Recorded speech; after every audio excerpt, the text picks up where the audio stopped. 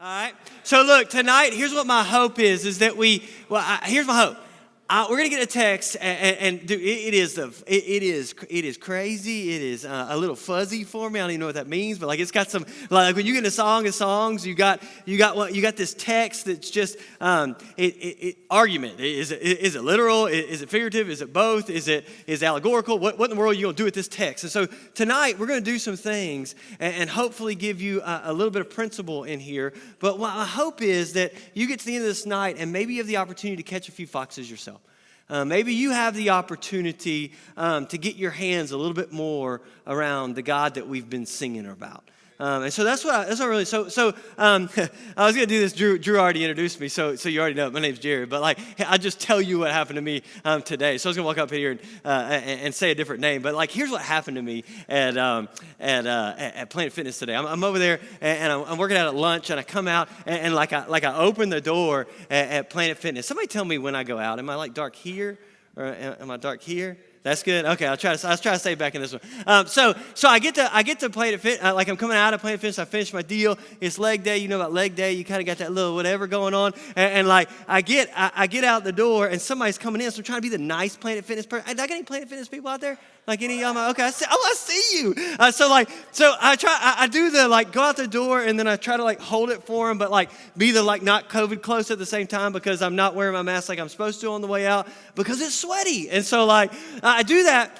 Dude comes in, and this doesn't really matter, but it matters to me, I guess. But like he's like in his 60s, and he walks in, and like kind of gives it a stutter step, but I'm not really looking at it, but I can feel it. You know what I'm talking? I can feel it, and like. He says, Tom Brady? And I'm like, in my mind, this is what goes on. Like he does this is what goes on in my mind. Amazing, this guy just called me Tom Brady. The second thing is I'm 170 pounds. How in the world? The only thing me and Tom Brady have alike is we're in our 40s. That's it. That's the only thing. I'm thinking these things. I'm like, this guy's crazy. Like, what do you say back? And then I'm also like, ooh, Super Bowl quarterback. But that's what in my mind. I turn around and I go, I said, no, nobody's ever called me that before.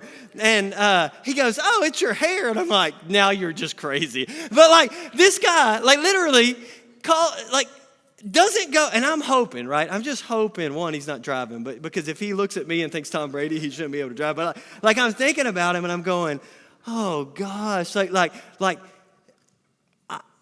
encounter should never happen, right? Like what he said and what happened, I should never be mistaken in any way for any, right, J-Mac? I should never, like I am nowhere close on any level to anything to be a goat of, and I just kind of on the walk out or in this thing, I goes, man, that was kind of awesome as I walked to my car. I don't know what that was, but like I just got into my car and I was like, oh, this is great. Here's what I want you to see as we enter tonight is simply this. I'm going to introduce my family and some other things. But like, guys, people make mistakes all the time.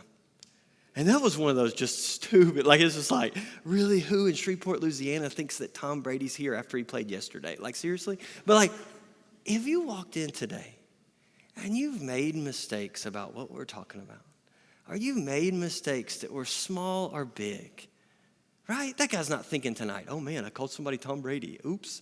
But you might be thinking about something in your life that's heavy and hard. And if you miss everything that I say tonight, I want you to know that Jesus will meet you in that place, the mistake that the Bible calls sin. And he will show himself and reveal to you a better way.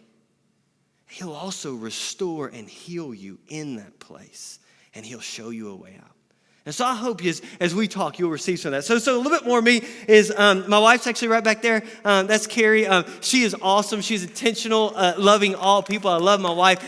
Some of my family is at home. And so I have a 6-year-old daughter named Millie. And Millie is ridiculously awesome. She's like my try anything, thrill seeking, like tender hearted princess. Like she's fantastic. And then my son is 9, about to be 10. And he's a little different. He's my detail. loud, like rule following, sports enthusiast, but like Jesus loving kind of dude. He's awesome, and like he's kind of a little mini me. So like I love my family, and my wife and I like what I love with my wife is like we get to serve everywhere. Like we get to serve all over the place together. So like it's really fun. And then what we want to do with our life is we want to raise our kids to walk with God.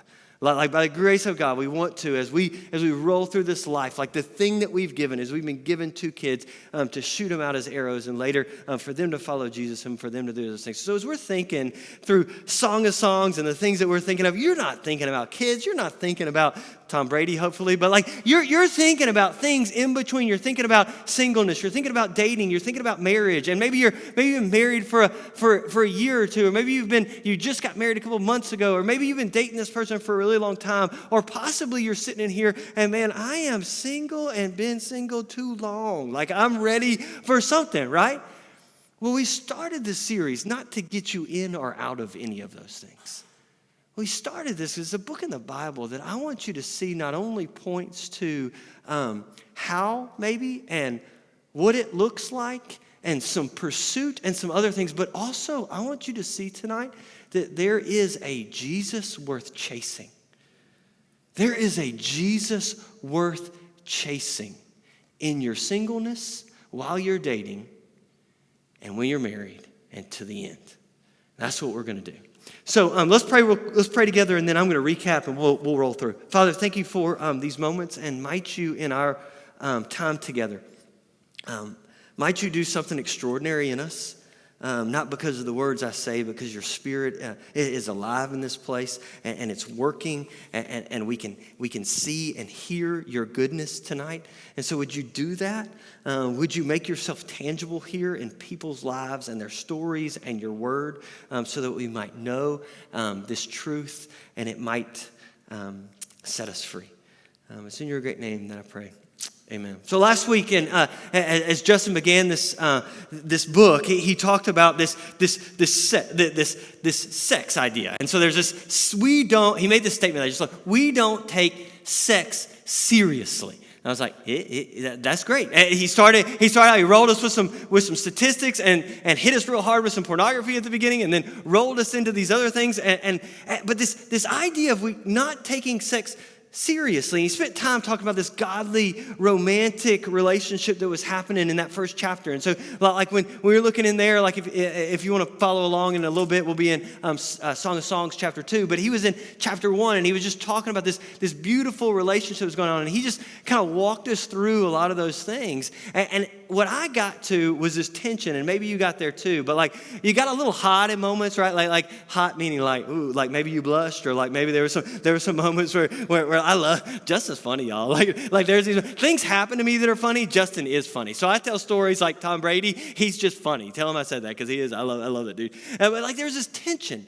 There's tension that I got. I don't know if you got it, and I think we all feel. But why are you telling me to wait? Like nothing else in this world, nothing else in this life tells me to wait. It says, get it now, get it whenever you want to, get it as much as you can, work your way towards it so that you can take off and do it, but like get it. You don't have to wait for anything. And the end of that text that is really actually so cool because it's actually tonight, if you get his last verse and then you get my last verse, they're exactly the same. Not a lot of times you get to preach and you get to see that.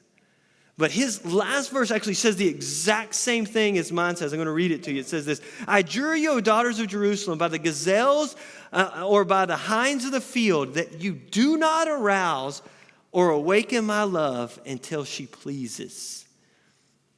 That first chapter, the man said all the right things. And like she was so ready. And the text ends abruptly with this idea. Like the text ends abruptly with, don't awaken love until the time is right. Tonight, our task is to meet and respond to God in between 2:7 and 3:5.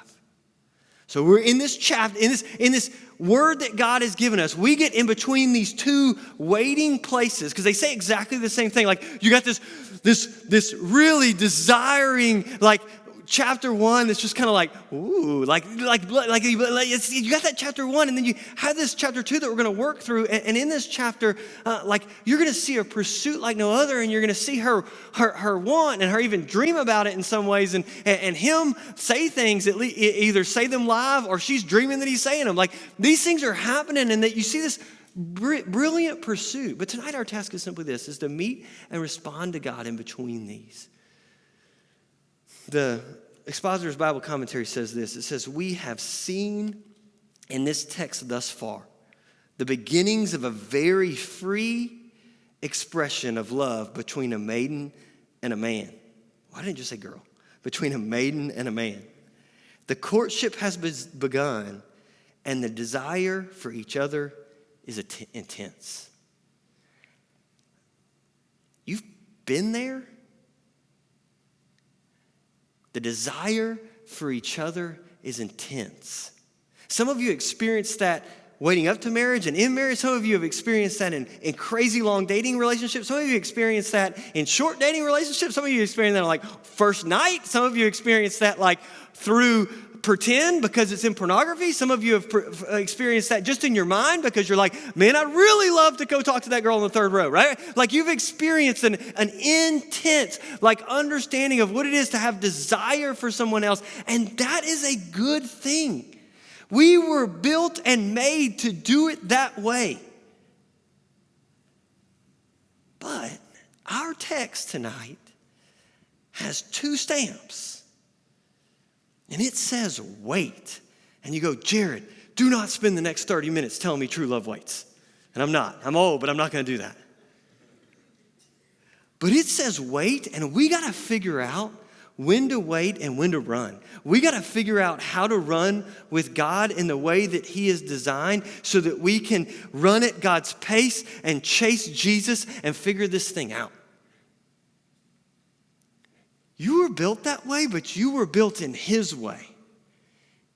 And that way is the one. Whether you know Him or not, I'm going to present tonight, and then I'm going to present to you Him.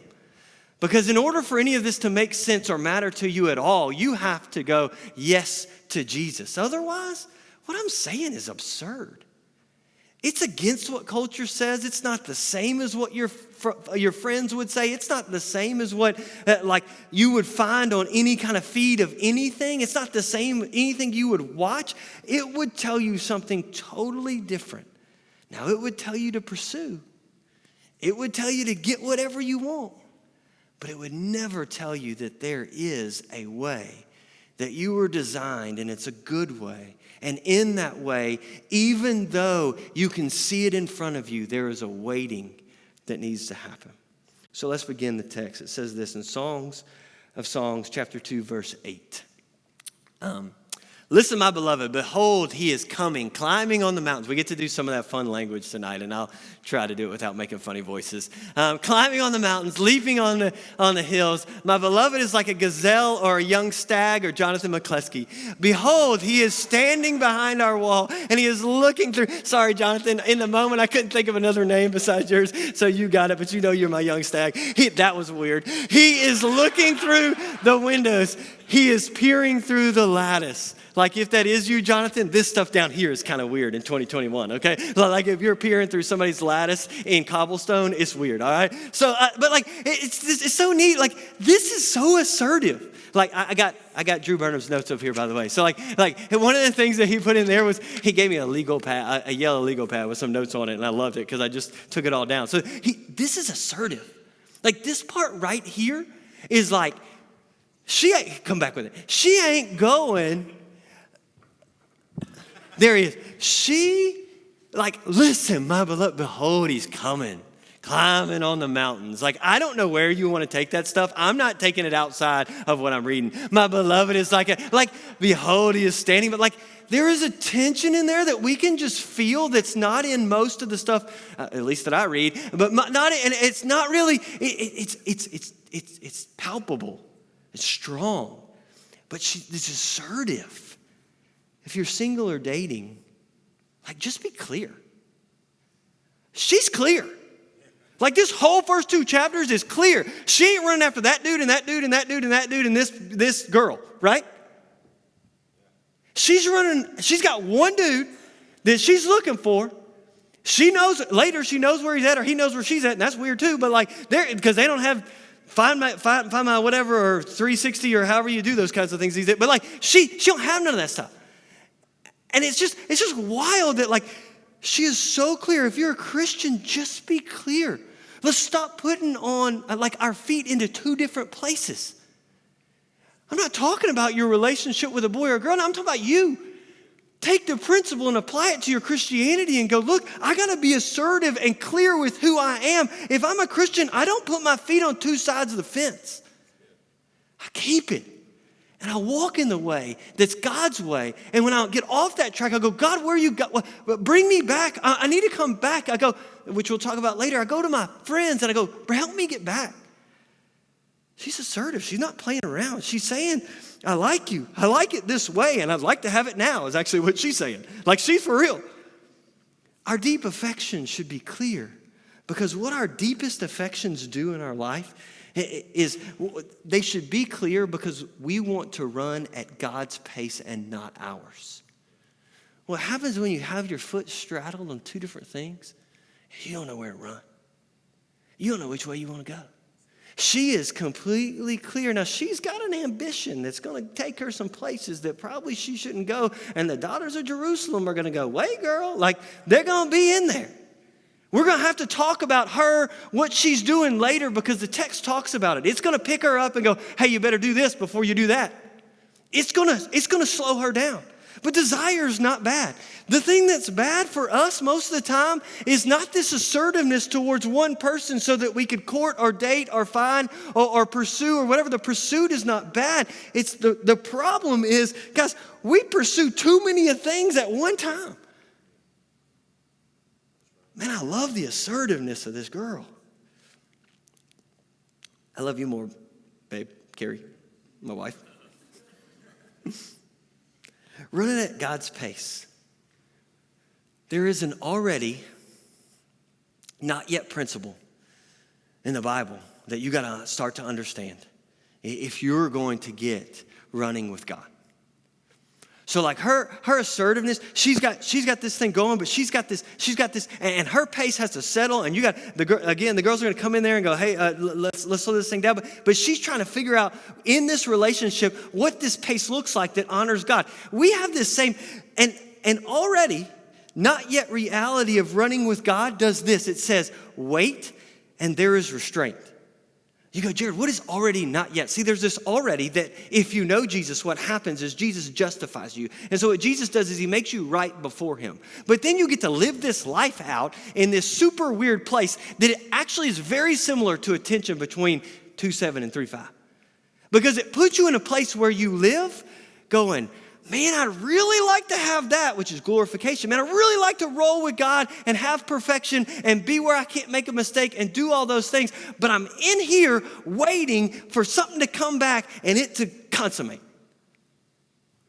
And man, that's a struggle. There is an already not yet struggle built into your life, even if you're saved. And it is often hard to do and deal with. It is often a struggle, whether you have are single, dating, or married, this struggle is still real. Those who follow Jesus do this with this restraint. What they do is they live by the commandments of God. Those are restraining sometimes. You know what they tell you that is so restraining for me? They tell me to love everybody. Tell me to stinking love everybody that walks around, walks in the room, makes me mad, gets in my face, does the wrong thing, thinks differently than me, whatever else it is. Now, I love them better than I used to 20 years ago, but it puts a restraint. It says, be like Jesus. What a wild thing, right? These people who follow Jesus, if you're running at God's pace, what happens is you then have wisdom that the text teaches us, which we have some wisdom here. There's principle. But like this life is not just a reckless pursuit of our lusts and pleasures. That's not what it is. You can't just read chapter 1 and chapter 2 and say, let's go for it, guys. This is great. Everybody. I'm not saying that. His pace is for you to run with him following his way. And it's holy and it's pure. It's holy and it's pure. In a relationship, when you are clear, you are in it to honor God. You're clear about who you are and clear about what you want to do. And this means you will live in a restraint tension, waiting for the day. Like waiting for the day when Christ returns, waiting for the day when things, but like you're waiting on a bigger day. Let me be clear. If you're single and you hope somebody's going to fix you and fill you up, I need to let you know you are waiting on a bigger day. If you're dating somebody and you can't wait till they put that ring on it, right? It's not a bad thing to have the desire and want the togetherness, but guess what? There is a fight and a struggle in the already but not yet that happens when you're single. It's totally jacked up when you're dating, and then it happens again when you're married. You're won twice. You're still striving to be pure and holy. You don't get married and then get jacked up. You still pursue God. It's a clear relationship. When you're running at God's pace, you're already but not yet. But also when it is clear, like when you run hard, when you run with reckless abandon, when you run and nobody needs to tell you to stop. Answer that question, Jared, right? Tell me when I can just go. Like, tell me when I can take off. I think Paul says it really well. Let's read it. It says this: I do all things for the sake of the gospel so that I may become a fellow partaker of it. Do you not know that those who run in a race all run, but only one receives the prize? Run in such a way, not only one of you, but only one way. Like there's one particular, not here, not anyone I pick.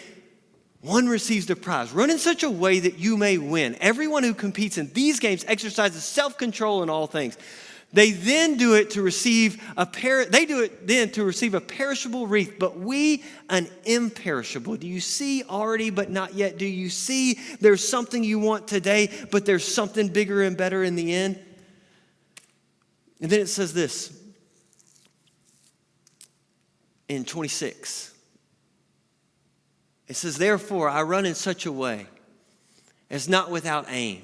I box in such a way as not beating the air, but I discipline my body and make it my slave so that after I have preached to others, I myself will not be disqualified.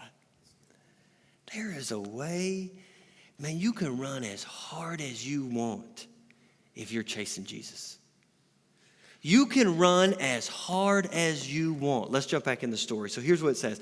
The lovers are separated and long to be together. Like that's obvious. That's what they're doing. So here comes the young stag, and now that he is debated whether you can debate whether this is a dream or this is an actual time where we're fixing to look in 10 through 14. But and it really, girls, I really don't think that matters at all. It's just when you see it. He stands outside and calls her to go into the country with him and to enjoy this beauty of spring as nature erupts with its passing winter. So this language is just great. So watch what it says in 2:10 through 14. It says this: my beloved responded and said to me, arise, my darling. So I love this, whether she's dreaming it or not, or whether he's right there, again, Jonathan, don't get on somebody's lattice and do this. It's not cool in 2021. But well, maybe it is. Girls, is that cool? I don't know, don't answer that. So arise, my darling, my beautiful one, and come along. I love this. His invitation to come along, he does it twice. It's so great. He's locked in. He's got it down. And come along. Let me just represent, this is not this text, and this is probably not what it says, but I love the connection of and come along, and how many times in my life Jesus said, and come along. And come along with me. And come along. I'm right here looking in your window. I see what you're doing. Still come along. I'm right here next to you in the worship service. Come along, right? God, he's good. For behold, the winter is past and the rain is over and gone. The flowers have already appeared in the land. The time has arrived for pruning the vines, and the voice of the turtle dove has been heard in our land. The fig tree has ripened its figs, and the vines and blossom have given forth their fragrance. Arise, my darling, my beautiful one, and come along. And then he says something kind of weird. Oh, my dove, in the clefts of the rock. So there's a distance between them, right?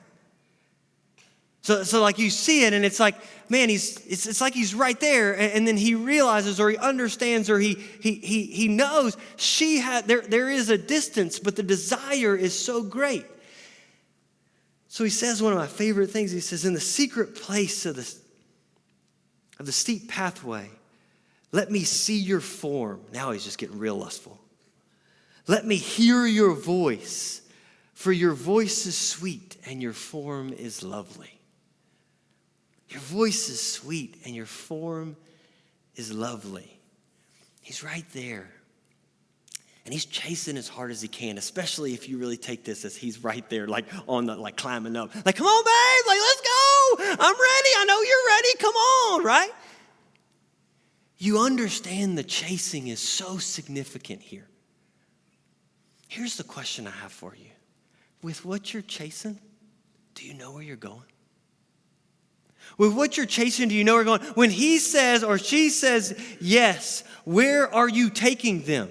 If you're single and you're looking for somebody, if you're dating and you're gonna make this match, if you're married, like, where are you going with them?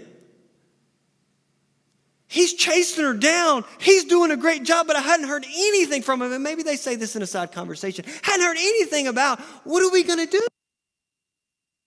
Besides have sex is what it looks like in here. What are we going to do? Who are we going to be? Single, dating, or married, this is a good design that you are chasing.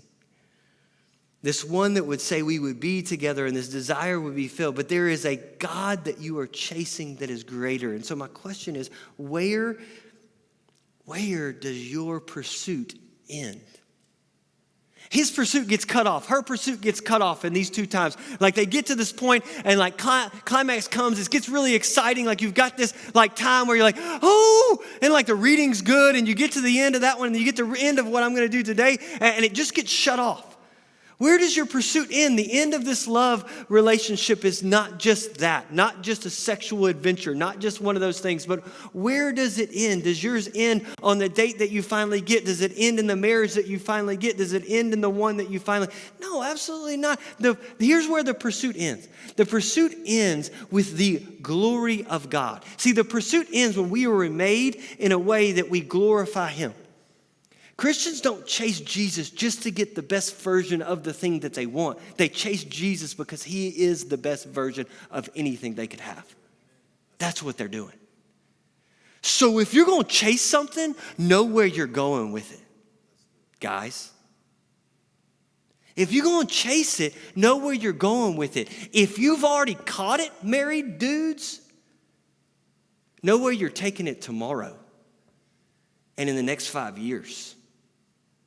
Romantically and spiritually. Let's go. Are you chasing it? Like, you don't want to leave. Guys, you don't want to leave singleness. You don't want to get married to someone without a devoted pursuit of Jesus. You or them. So if he or she that you're looking towards is not serving the church and reading their Bible and telling people about Jesus and desiring that no man should perish, man, your pursuit should stop and let's do something else. Man, in the words of my buddy Michael Butler, you got to pump the brakes on that. Like, it's time to go, This pursuit, this chasing I need to chase Jesus. This pursuit, this chasing, you need to chase Jesus. Maybe not something you need to say to him. Identify. If you're going to chase something, know where you're going to take it. I've got two things, and one is this: start chasing Jesus, and the second one is this: if it's at the top of your deal breaker list, that other person chasing Jesus should be at the top. It should be the thing that defines. I can tell you what defines my wife is she chases Jesus with her life. She reads her word. She wants people to know Jesus. She gives up her time for people. She loves people. She's intentional with people. She serves the church with all of her life and time. And she wants and desires and takes and makes disciples. Man, don't settle for anything less. And married folks, there's always a moment for repentance. So you might find yourself already in a situation. Have the conversation about chasing Jesus tonight, and then do what you were designed to do. Have that conversation. If you're in this relationship, you're married and you're going, we are not chasing Jesus together. We decided, we thought we would. We were both Christians. But we're not chasing after Jesus. We're not doing the things that he says. We're not about these things that Jared just said. What do you do? Here's what I want you to do.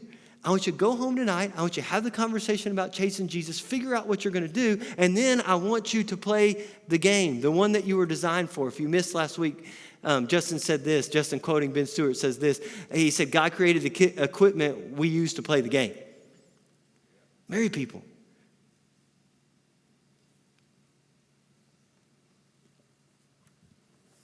Everybody on this last one will be done. Everybody, all of us. Read this text with me. Catch the foxes for us.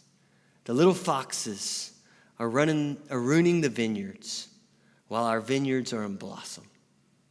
This is not any old school reference to somebody you might think is attractive and it's not one of those things. I will do this. Here's what's happening in this text. The lovers are again getting to this peak moment and they have turned their attention to something bigger. Just like the address from the daughters of Jerusalem, they've turned back to something bigger. And what you see here is really neat because you see help. You see help. Look, catch the foxes for us. Help. The appeal is made here to outsiders to prevent the foxes from destroying the vineyard. Those forces that could destroy the purity of their love, that could defile their vineyards. Man, you and I, we have idols and selfish appetites that will try to destroy us.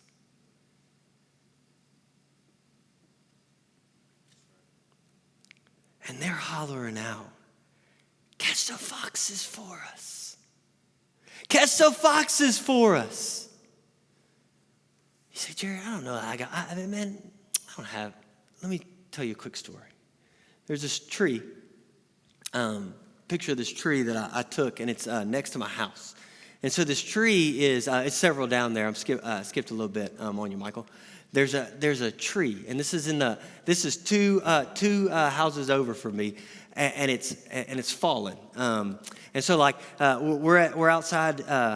We're not outside. We're at Rotolo's on Friday night, and we get this. Carrie gets either a text. I don't remember what it said, but it was something like, "There's a fire truck at your house," or something like that. And you're like, you don't send that text, right? But it was actually two down. So we get all crazy, and this is what ended up happening. So this tree just snaps and falls on this house, and then my friend Logan, who lives, and this is my house right here. And so it snaps and it hits his house. It smokes this house. My friend, our new friends, Amber, had just moved into this house. She'd been there for less than 2 weeks, and this house just goes whack. This tree just goes whack. And I show you this for this reason.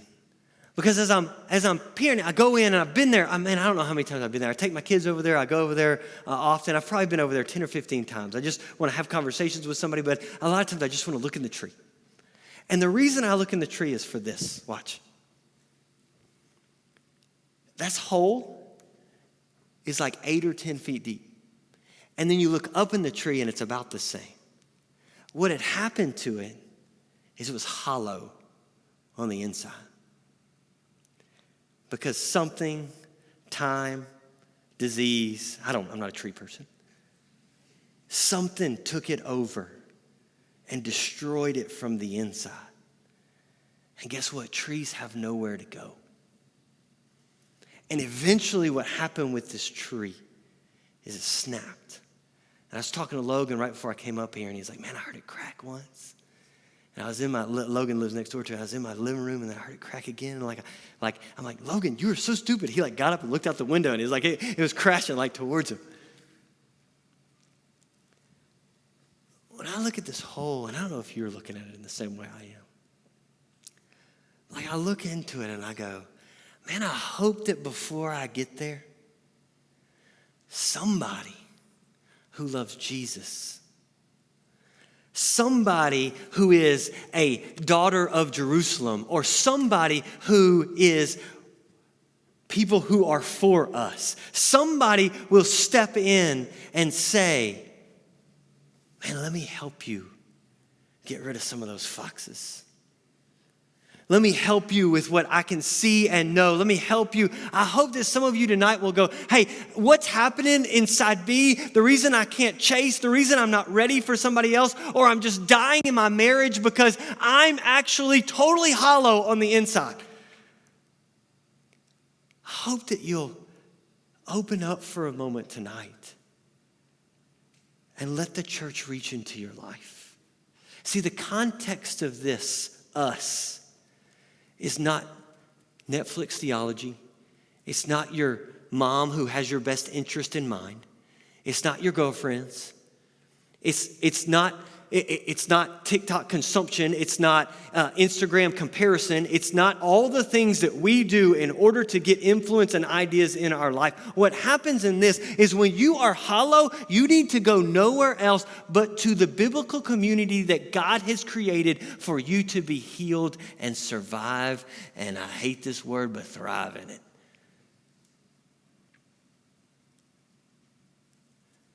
This is a biblical community found in God's church where you are known and accountable and loved, where people want to help you catch the foxes and they want to destroy them with you. And you go, you got to be willing to be known in a place that loves Jesus and will help you clean out the mess in your life. Because here's what's real. I got a mess, you got a mess, we all got a mess, right? I took this picture because looking at it from way up here or looking at it from over here at my house, you might never see that anything's wrong. I lived next to that tree for 15 plus years. Logan next door to me was worried about it for 5. Been talking about it, leaning on his house and doing stuff. How long are you going to let it rot? How long are you going to let the foxes get in and destroy what God has designed to be so good? The story actually continues in its waiting and its restraint, and it ends in this 5. And I'm going to read that same text to you again. I adjure you, O daughters of Jerusalem, by the gazelles or by the hinds of the field, that you would not arouse or awaken my love until she pleases. That's our life, married or single. One day, Christ returns, and there will be no more restraint. But in this life, let's see, one day there's glory and there's no pain. But in this life, there's struggle and there is pain. And even when you meet Jesus, there are things always coming to steal, kill, and destroy. So I want to offer you Him. See, God has a bride that He bought with a price. And He sent His own Son so that what was broken, what might be hollow inside of you, He would fill up with His love. And this King Jesus, all hail this King Jesus. See, while we ran and rebelled, He sought us out. He pursued. He came after us. He came after you. And you may be running away today. You may be right there. But God has made a way for you where there was no way. See, there is no fox or hole big enough that he can't mend and make right. You didn't walk in here with a problem that God can't fix.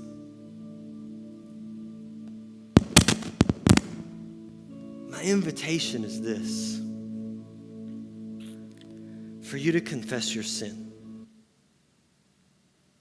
God knows. God understands. Nothing you're going to do is going to work to get you out of it. Nothing else you pursue will free you from it. But if you'll learn to set your pace on the pace that God created for you to be in, and if you'll settle with nothing less than chasing Jesus, and if tonight you'll say, church, help me with my pain and sin, and the offer for you is good. It's better. It's lovely. And it's worth chasing after. There's room tonight that you would come along. You would come along and let Jesus heal and protect and love you for his glory. That's what we were made for. That's what we were made for. Let him do it in your life.